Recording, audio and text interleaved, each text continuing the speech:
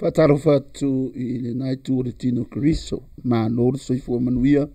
Mā nōre langia mama. Tātou patipatia. Ma vi ia pele atua o lona alofa tū noa. Lona alofa muti vale. I mawhai ona tai mei pero tātou soifua. O tātou toi wheidoa ia fo le nei vai aso. I le maftanga ia por karame masani foi. Talanoa le Uso le nei fiafi ia mā no soifua pasta. Efeso Fonoti. Tai o Grace Recipients Community Church. Maro sine fiafi. Ya mai le aso ma. Ia le aso matango fia sulu la. Ia ile nei aso matango fia. Ma lo sia so fulu. Le fisi fa mai fo. E fo dinga mai aso le mesida ro ka mo makwa le awa. Ko mo me le winter wa ke akula fulu ia le winter. Lo da ia o salo le a fatara no fo ne fiafi. Sa ma por kala masa de Talanoa le Uso. Ia fa pitoa de ne fiafi fo I me masania o le kiu ena. Nei fisili tar ia pasta se o te mori mawina le mene o tapuaiga moni o le ane me ka o tapuaiga moni e whalangang wa e ka awhi mamanatu tangata I le whamtalaiga fo I le mea ta o le tapuaiga moni ale se tala po se moni mawu tus pa ia so ma pasta kusama fisili apas o Yesu la o Yesu la na feta lai no fai mai ia la na saunoanga o le atua o le anganga la mai mara Yesu o e tapua ia te ia e tatau ona tapua ia tu I le anganga ma le Faamaoni o le upu mana ianga inga e saunoanga ngal tatuali mantua o le tala le a Yesu le fai le fafine fo le lunga o le vai God is spirit and those who worship him must worship in spirit and truth afa pea la o la fe mai Yesu o le tu ainga tapua inga nga tapua ia e tu sa la mala fsili po le ale tapua inga moni ele me pe on fa pena ona fa soa I ma fa ali ai finangalo fo tanata lo no winga e falling mai o le tapua inga moni o le tapua inga fina ngalo ai le atua o le nei o le tapua inga I le anganga a toa ma le Faamaoni e iei siona faitetenga I le upu le whaonga e le Whaperetania ma le Whasamoa o fe me le Whaperetania worship in spirit and truth a fe me le Whasamoa ia tapua I le anganga ma le Faamaoni le fōlinga mai fu ngale o le whamakala mai ko enga tapua o la ko tapua I Faamaoni it's like faithful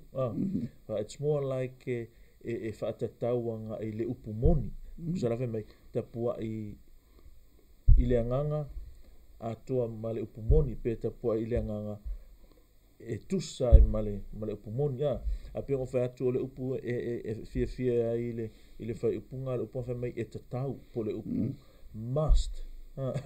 I le ngana tusa pa ia pasta tusa ma upunga lue po ve apele I e mfai onga I le langona le ngaka o le subjunctive mood po le langona mo nga kanglo la I ka malo palangi fali liu fai mai must worship him worship him must worship him in spirit ai pe taila le kesile ele o nga the actual word for the word must la ia le nga kusir kuspa ia the word day nga la fa liu tatou fe mai etatau a fe mai le palangi must worship him longo winga o se me o le me mo lava e fa tau ile tapua inga le etaua o le tapua inga moni po le fainga moni po le ala tonu e tapua ile atua o le me mo la fa tau ye o le nei o le a e ao ona faia o le tapua inga e te tau ona fai o le fai upu lea o lo famtalai na e Yesu le tu ainga tapua inga e fina ngalo ile atua tunga tapua inga le fe mai ia Yesu e must e te tau ona faia e te tau ona tapua e tu ile atua o la ko nga kapua inga lea fa le nganga mal le Faamaoni ele ngata ina ia fa le nganga a ia Faamaoni foi lo inga fai e tusai male upumoni i le whapea pere mga whai atu o le kaupolenga ngai i le upulea i le whaasamoa ngai ko inga o le truth ai le i vale le whaaliliwa atu ina they have a reason a talatala tili atu lava i tua they have a reason ngā laenga ku le upu Faamaoni o ngā e iai ona mafuanga tatau a le ala whai mai tapua i le atua i le anganga a toa ma le Faamaoni tapua ina moni la tapua inga moni la na e tatau ko inga kapua inga ngā lai mana o ia Yesu e tapua ia i le atua esea whai mai o la mafuanga Yesu mai o le atua o le anganga lava ia mai God is spirit so how we gonna worship God fa whea tatu tapua i le atua o kali lea i sanoanga Yesu mai tapua i le anganga a toa ma le Faamaoni Pastor o le ka ke i al sidi le mo i vaenga ronga lua la sidi le fia o kuri ko a o la le tonu le mo le tapua i le anganga a toa ma le Faamaoni o le alo no winga o le mo le ka ke i o le vaenga si mo mo le koskoso mai ko ia koe kala mai ko le mene nga pura kongo le winga le ka u ako le mene nganga ato pe lua me nga fe mai ia Yesu ma le Faamaoni tapua i le anganga ma le Faamaoni o tapua i le anganga me mo i if we keep things in context i le mele talanoa ia Yesu ma fine i le vai kusa o le tapua inga i le anganga me mo o le whaafea ngai ngal ko inga kapua inga le mafofo le fingi ma ko me kala al fin Samaria le mai o mato tamang kapua ile mangwa a fe me o to o yutai me o to yutai o Jerusalema ale la fa ku kala Yesu e o mai le taimi ele kapua i ipo o a fa pe ngai fe me lo kala Yesu o le atua o le anganga e tapua e aona tapua ia mai e tatau ona tapua i le anganga a toa ma le Faamaoni o le winga la o le kala ale o le tatu ali e tapua i whaale anganga longa winga e whai mai it doesn't matter e le koe ka ua po fea le location kusala po i po o le mea ta ua le nei o le tapua i le atua ma mea nge i e maang whanga whai mea nge mantua le whai mai Yesu tapua i whaale anganga o leo tātou loa a fiole anganga i tonu i tātou e loa wa fiole anganga i tonu i tātou i fua o le anganga longo inga la ia whaia le tapua inga lea male mana tu natu i mea ua whaia le atua ia i tātou ia whaia male alofa i le atua fua o le anganga ia whaia male oli i le atua whaia malo loto whaafetai i le atua male file mu male ono sai male lelei male anga lelei whaia male mana tu natu i le atua malona matautia lona tūlanga atua mea whaale anganga re tau te talanoa whaia malo mana tu natu i mea na whaia ele atua i ate oe pe o salamonga salamo le tolu le fe me kala alfa salamo mai lo nga ngai e whamanu watu ia Yehova o le tapua inga lea le whaale anganga melo la ia aua fo ina inalo se me tasi o ana mea alofa lona winga a talanoa lo i tapua inga le me Yesu i whaale anganga o le ngā o le tātou talanoa atu i mea i manuia whaale anganga ua whaia e le atua i tātou o le tātou tapua inga le nā o le whaamanu o le matautia o le atua o le vi inga o le matautia o le atua ma le taulanga o le whaafetai ona o mea ngei ngā whaia e le atua i tātou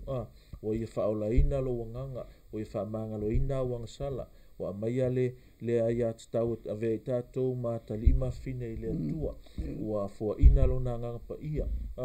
ua whaia le lenga ta ua mi o tonu ina ua tongi o la ina mea umanga e la vea i tonu o le li o le tapua inga i le anganga tātou te talanoa i whaamanu ianga whaale anganga spiritual blessings pe ona talanoa ia Paulo ia Efeso mua ua whaamau whailonga ina i tātou so o le tātou tapua inga la ile atua le fa mai su tapua ai ile nganga a toa mar Faamaoni the spirit and in truth ole winga orkala tapua ai faale nganga ye faale nganga lau tapua inga yali mai me nga it's a spiritual thing to worship God al fatinonga la nga sa pe ole me nga fai mai ya salamu fai salamu ilona nganga he's talking to himself he's talking to his spirit mai Faamanu atu ya Yehova mai lola ia le au ane ingalo se me tasi o ana me alufa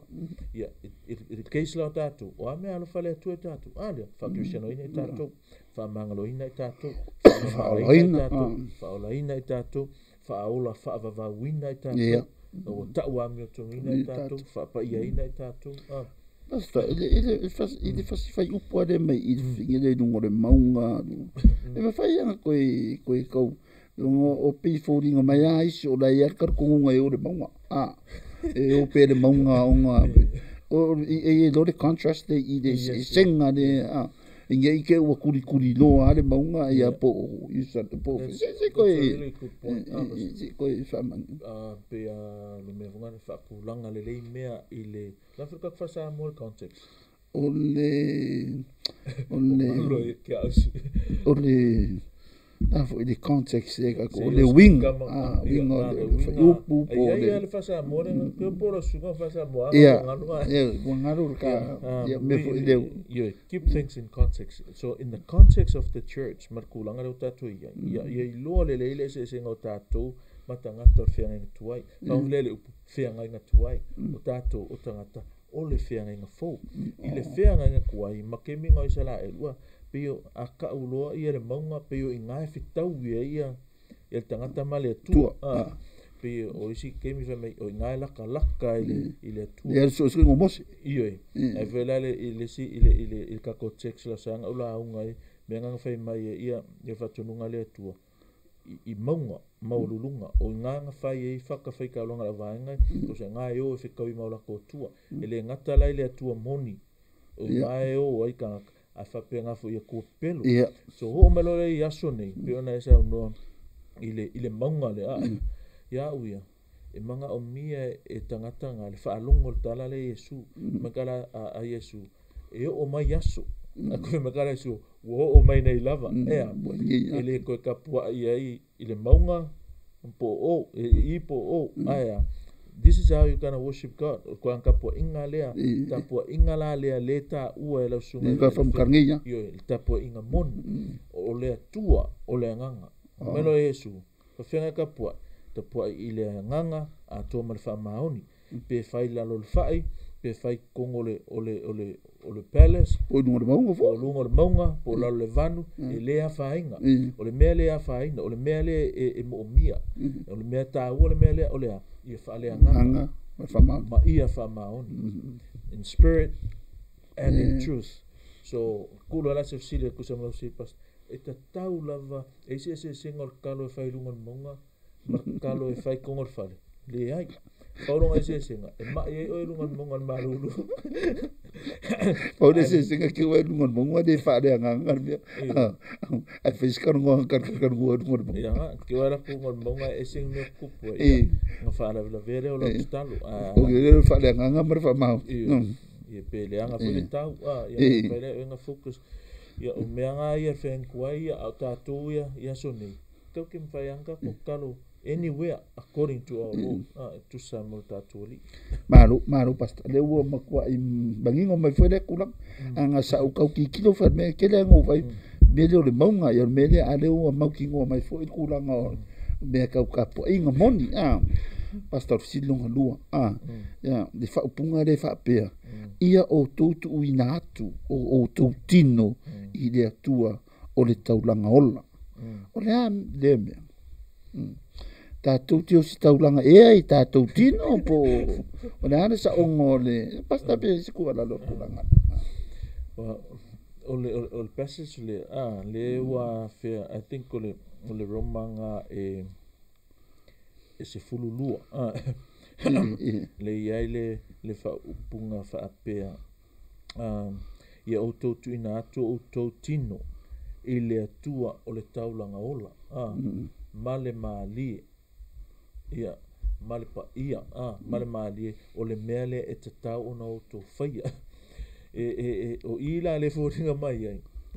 wa mai e paulo ia le theory le practice le practical side o le theory le fe mai Yesu mai Yesu te puai i le nganga ma le Faamaoni a saulo ia paulo i fe mai o te ai o yatu i le uso fe mai no ia by the mercies of God no winga la ole tūlanga lea ile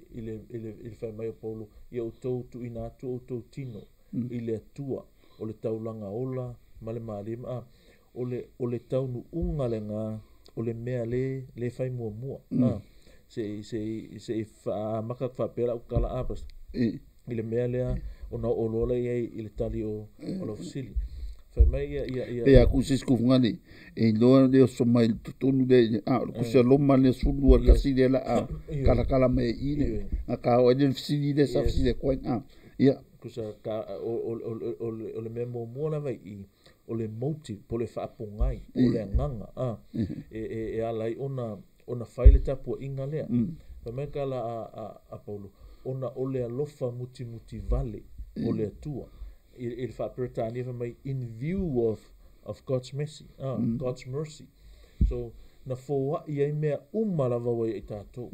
o mea nga o mea alofa umala pe o lau na lela o fa mangalo ina tato wang sala o ta fa na wina i tato o wa ola fa va tato o le fa tua o le mautinoa o le malosi o le atamai o fa wina io e fa mau fa ilonga ina fa mangalo ina o le kuluvanga al fa mamaina me umala wana o fuanga o le alofa muti vale o le atua le ala fe mai in view of God's mercy o le alofa muti vale o le atua o le loala nga na te tu le ia i tatou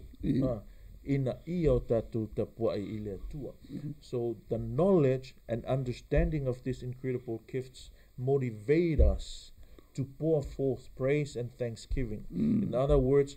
ole worship, ole tatou I loa mea matautia, mea matangofia, mea sisili ese, manuia whalenganga uma, ua whaia lea tua ia I tatou, o I ngā e whanau mai ai, lo tatou wola tapuai I lea tua. Ngā kule ia I tatou, ina ia o tatou tapuai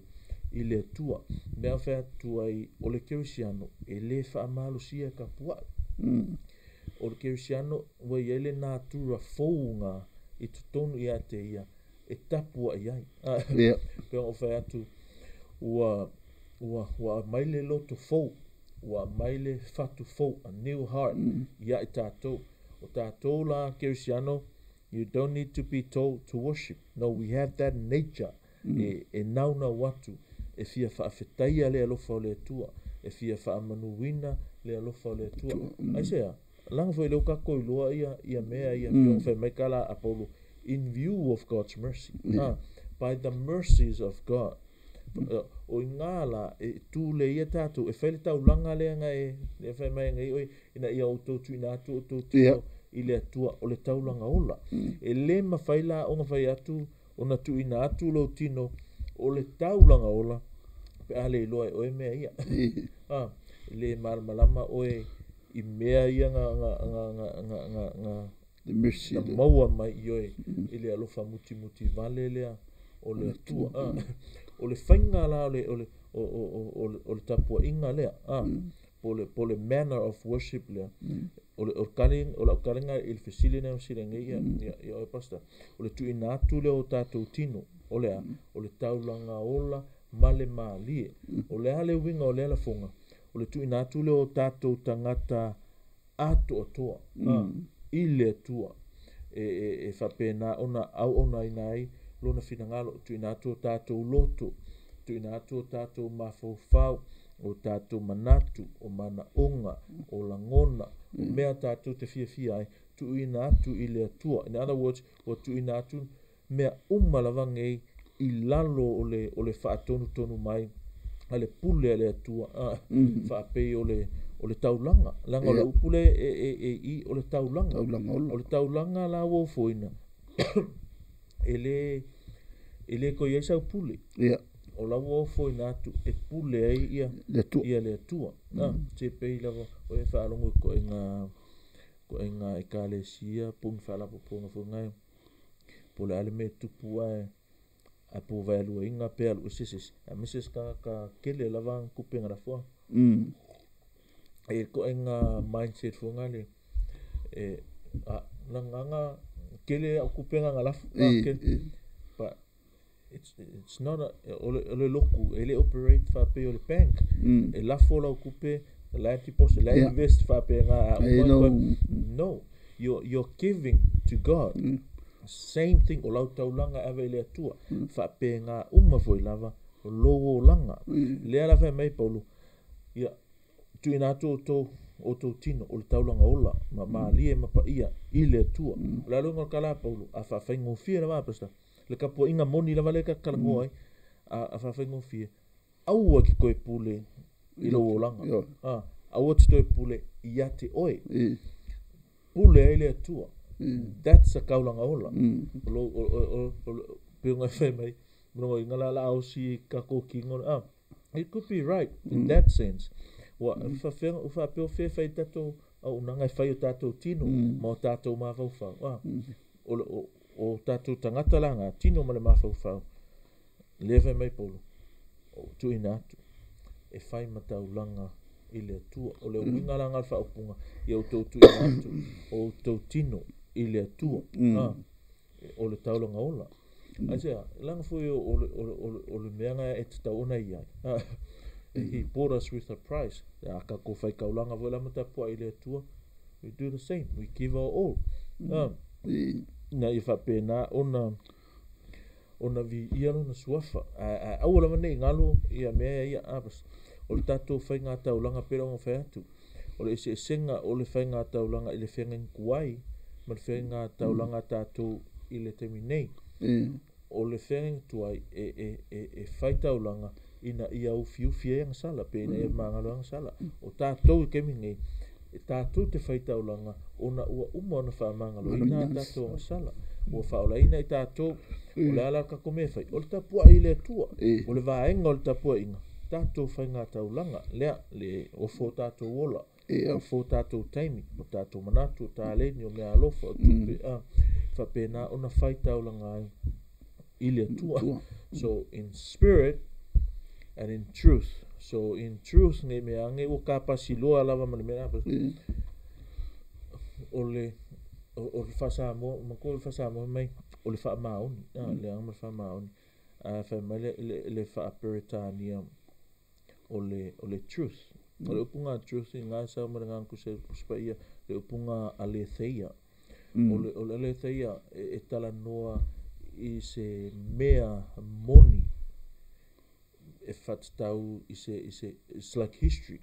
i se mea moni ua tupu o se mea moni ua tusia longo inga le fo e koe arusia o mea mongi a le whamamau mea langa le whai mai kala polo in spirit and in truth le ara whai kulo le whai liu ngā tā ua e whai lea nganga ma ia tusai ma le fionga pa ia lea tua so when they say Faamaoni a paraphrase la ka ika o le ngei o le ara Faamaoni e tusai ma fionga pa ia a lea tua because when you worship God according to His word, according to the truth, according to the Bible, it's always going to be a Faamaoni worship. Why? Because it's according to the film pa ia ale tua. Because le mela vale o polenga la vale I lotu iaso nei. It's more like you're led by your emotions instead of being led by your understanding. Now, understanding emotion, but emotion it's dangerous without a proper knowledge. You know what I'm saying? So emotion has to be controlled under a knowledge that is fully saturated.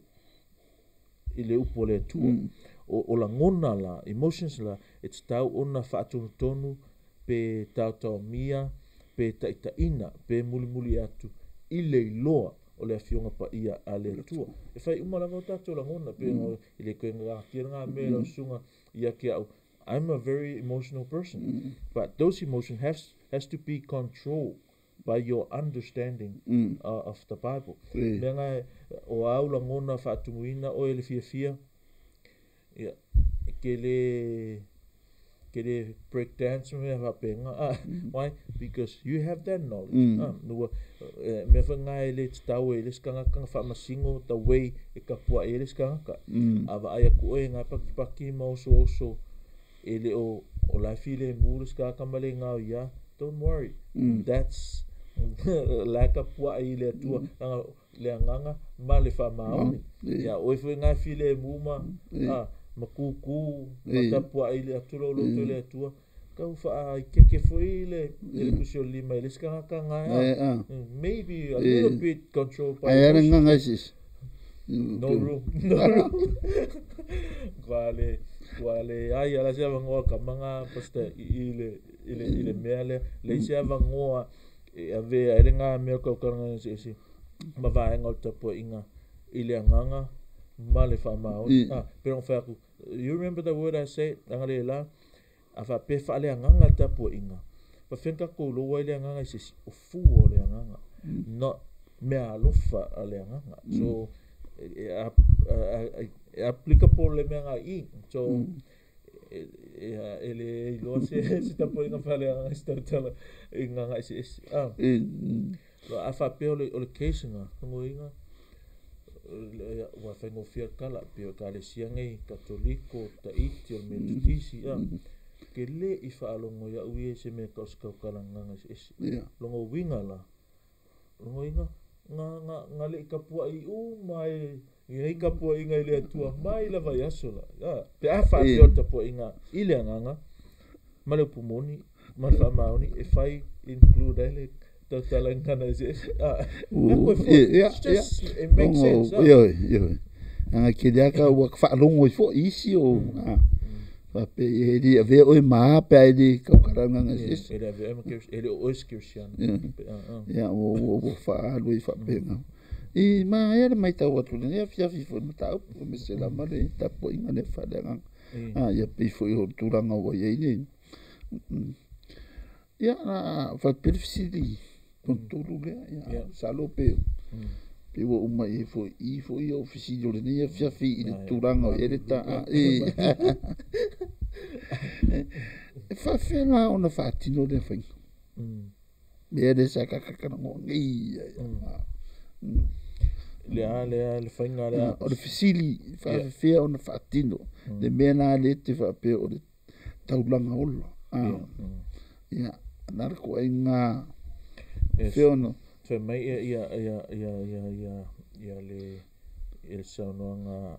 al tuspa ia mai ia to tu ina to tino ile tua o le taulanga ola mal pa ia mal mali mai la ia le o le mele et tau wai ona auto faia a fe mai ia le paraphrase al NIV I always call NIV paraphrase because they mostly paraphrase o fe mai this is your true act of worship pe salman to pulai mai le ele NASB mai that which is good and acceptable and perfect ile arenga ile tu ina atu o tino o le taulanga ola male paia male malie ole silila how we gonna do that memo mua e kusa makala kuspaia by not conforming ole ale unga kala me by not conforming to the world ole upunga conforming e nga apas sama ngangang kuspaia sama le upu ile ngangang kuspaia it simply means shape your behavior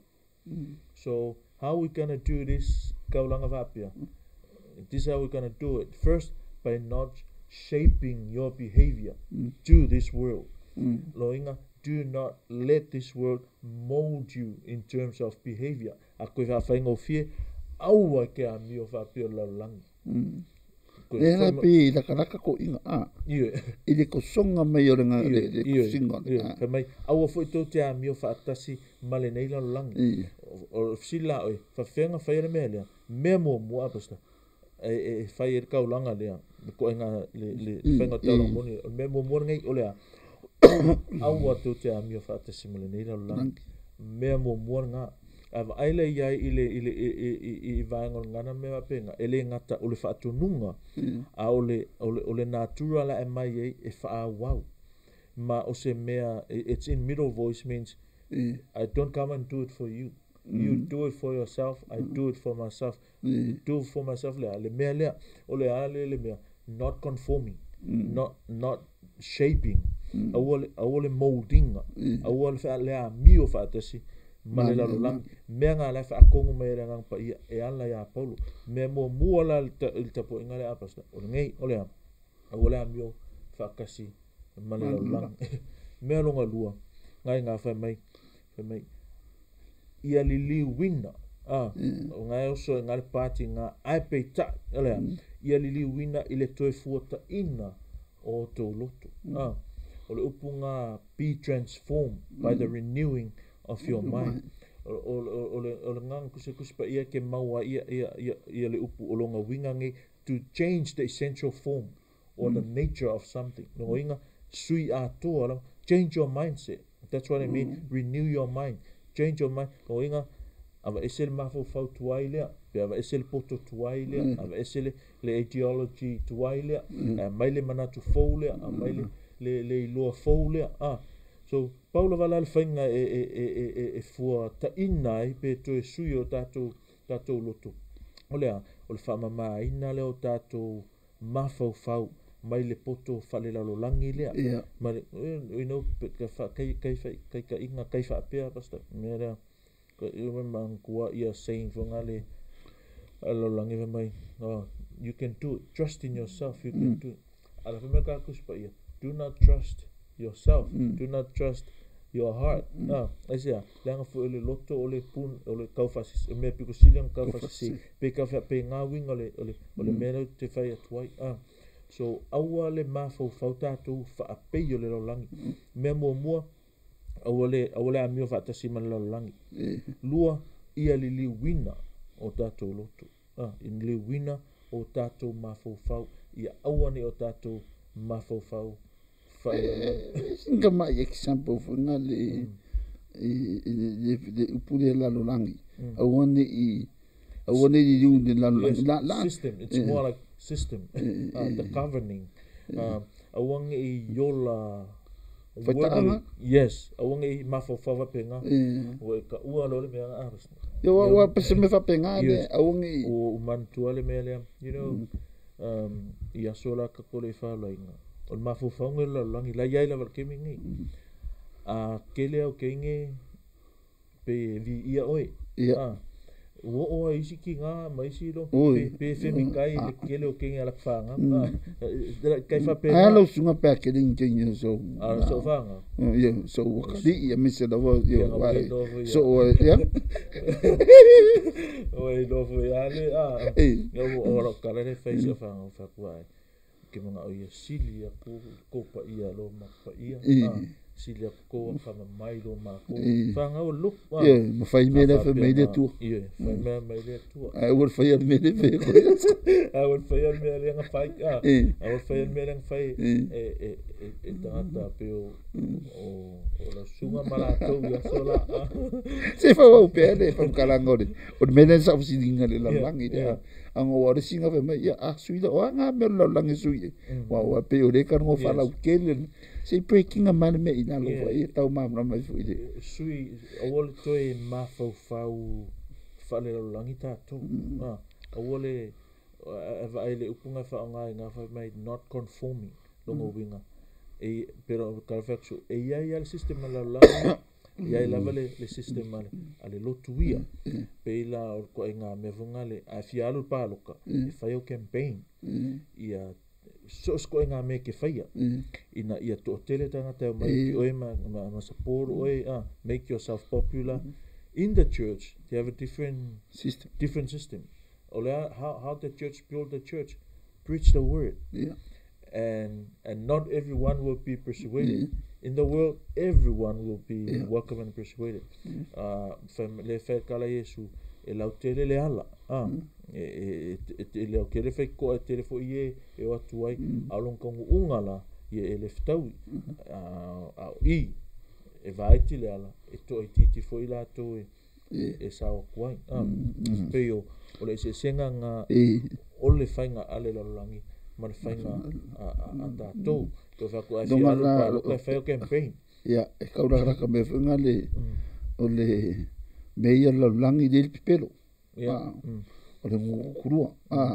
e ko ngamia ai fa penga wa dai fa pe de sitting me ngal lalangi wa o kam ke kele ai ele kele ma de pipelo amayo o ka fun kurua e se uma isa wi fa ko ngai me na iki fa ko kume ngai me na iki pi ma we lo fa lalo i le kele ngai vai e ka de sia kele ngali mo wa ale pe fe me awangi ko ongi a mi fa penga pela ongi ko ya me ka ko de ami fa ki siango mai ngali fa ki siango mai fe ko fa ma ongi mai fa le nga mal fa ma ongi spirit and in truth me nga eta ua ya pe o fa tu ele le anga la ngona o la ngona e muli tai ile mafau e fa tonu i lalo le tai ale mafau wa ia ina le upumoni no inga that mind was saturated wa ia ina wa o ina ile upumoni control nga ia la ngona kai fa kai ngwela a pe ola me fai a kaika angale ai lo kai lo wa malepe ia ile but that knowledge control your emotions e mulmultai e leila emotions fa kong i lalo o le wina po le knowledge po le understanding fa pela we are ruled by our emotions le ma se me le fai e punga mai ai lunga le loto o le punga mai lunga le loto fa apito manatu fa apito selfishness o e pe ko nga benga le so ngore knowledge ma ko nga au lo ku fu nga le e ko fet fon kalo e fai di manatu man me ka ngore o le emotion ya wa kwara la fia fingi di msifika kalo e wa ka ngoa a fa pe ye di do pe wa ku pe le sifika ka kalo talo le ngoa pe nga fa mi ke salong ya se sengaranga o le longa nga ko ngam e ka ko kwara je finge e maruru ku ya ka ku ke o mai sisi ya o pe le la longa nga sa nga ai do ya maruru ka po pe je di o lo fa me ka a o le di o le do ya fa ko pe o le ka se senga pastor o la sta totally tu ai ile yango ngo o le alofa malanga le yo le me nga fa tu ai ile lo la vale la ngorka ku spa ia pe la mo nga crenito luas fulwong even my we have the mind of Christ not the emotions of Christ we have the mind of Christ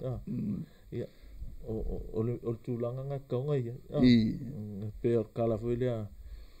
le ke fa lo lo fa mo anga Fanga elementary. Fanga fa wa. Awole le fanga.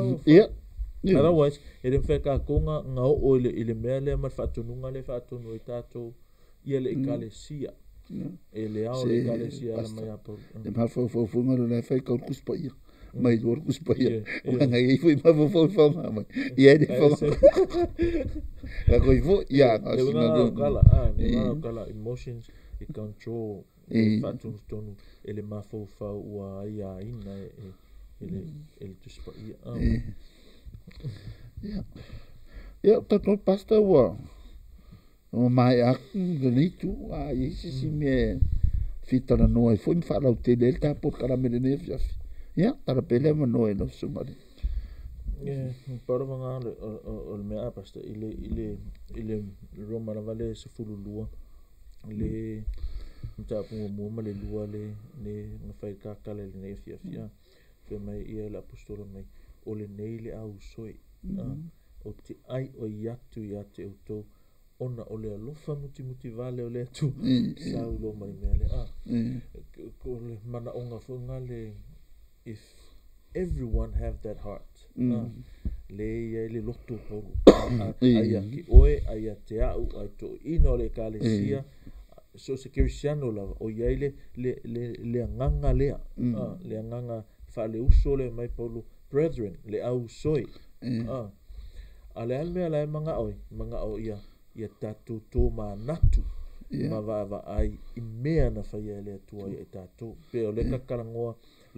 mta pule o le tapua inga moni.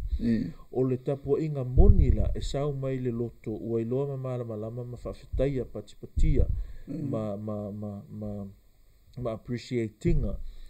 ia le uka le anga sau ma le mercy leo le le faula i le ngā leo le whamututu le tua drives us to our knees. And as that happened, we give the worship le taulanga ma le tapua inga e tatau i le tua. That's a worship in spirit and in truth. Pe o le toe rapa ku ngā i le mea sa talanoa ai i le tapua inga moni lea. O le naunau ta inga wha i a tātou ia i le sunga i ma tātou ngā luenga. A ma ngai ale upu ngā le ka uparo i. Si koe whamangi ngore ki man me ka le mesi e le mesi whanga le winga.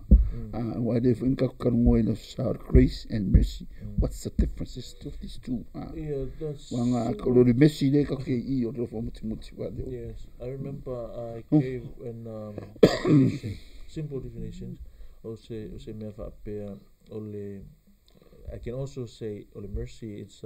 like a subset of the grace, but grace is when God give us what we do not deserve. So what did God give us we do not deserve? His Son, the cross, the salvation, What we do not deserve is salvation. The fairness, the righteous judgment is this: we go to hell. That's the justice. Why? Because we are sin, and we all sin, and the wages of sin is death. But God instead, He gave us His Son. So that's grace. He gave us what we do not deserve. Mercy is almost the opposite. Mercy is when God took upon Himself what we deserve. What we deserve is the cross. What we deserve is death. But God killed, if I can use that word, His Son on our behalf. So that's the mercy o le atua. In the context like ile melaka kalangoa, when we say the mercy o le atua, o mea umaia, mawhanga umaia, because none of us deserve this load of spiritual blessings. And mai ona o le alofa o timuti vale o le atua. Ko inga alofa fu inga le alofa ti ngā. Le inga o kala. Afa pe e mangu aso o kali ka ilo fo ki nga ia pe kusa marki le makua. So that's a kind of nature laile tu, because He's a father, we are His children. So ile tatu yaila, that's a kapo inga mungi. Menga pengo fa so ele kapua ia le lalangi ile tua. So let me Hindu and atheist ilo tatu tua. Why? Because they don't understand the mercy o le tua. Me whangai so unga whai ai le o langa o liskangaka, because he doesn't understand the mercy o le tua. So o tapua inga moni la ngā e whaale anganga ma le Faamaoni tusa ma le upu a le tua. Ia o koe o ngā ia stala ngā waenga i lau sika tusa ma le nei e fia. Whaftai o le fiafifo, whaftai mo le whasoa. Sunga. Ia au le talo ia anga le pele tu pele marosi ia ngata tino a sisi lenga mo pele nga ia male me alofa me le tu le poto mane tama ia wale foloina le fasoina le vaina a wino lo na fingola ia wala na la fuma mo famia le tu e lo sunga fa fenga manu e tu sama finga ngalo manga venga le tu. Ia ma o te taritonu. Ia o le taunu unga le Talanoa le Uso le nia fiafi. Ia o te ilo whaisina umi fo. Ia e wha marunu at fo. A whai ue se wha matalanga o se loa ia pe o o vale fo i whanongonongo mai. Ia, ai ngai le tuo to whingano, mangano mai li por karame nei. Ia, e whawhitai fo i fo i nisi uso lo to whawhini o lo whapea na fisisi ni mai. Ia, le mau afiso ta inga fo i. Tātou te whaso e ala i le whaso ta ia to sunga whawhengainga. Nei tu sai mai por karame. Ia, ai, o le whiwhi, ia, whamanuia le atua lo loto. Tu sai mai nei a fiafi. To whaso i fua. Amen. No.